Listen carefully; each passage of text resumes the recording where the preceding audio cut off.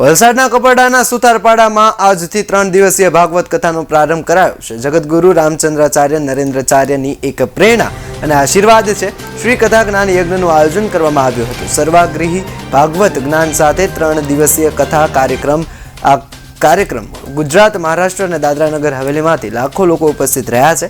આ કાર્યક્રમ દરમિયાન વલસાડ જિલ્લાના ઉમરગામમાં ધારાસભ્ય રમણ પાટકર, ધરમપુરના ધારાસભ્ય અરવિંદ પટેલ અને કપડાના ધારાસભ્ય જીતુભાઈ ચૌધરીએ કાર્યક્રમમાં ભાગ લીધો। કપરાડા વિસ્તાર આદિવાસી વિસ્તાર છે। આદિવાસી વિસ્તારની અંદર 3 દિવસ સુધી કથા જ્ઞાન એટલે કે કથાનું વાંચન કરવામાં આવશે, પ્રવચન કરવામાં આવશે, કથાનું રસપાન કરવામાં આવશે।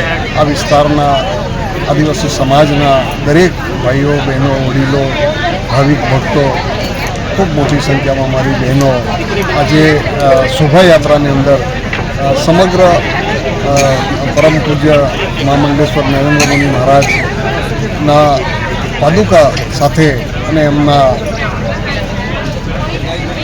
સમગ્ર એમના ભક્તો સાથે શોભાયાત્રા કાઢી સુતારપાડા મુકામે આજે કથાનું પ્રસ્થાન કર્યું છે।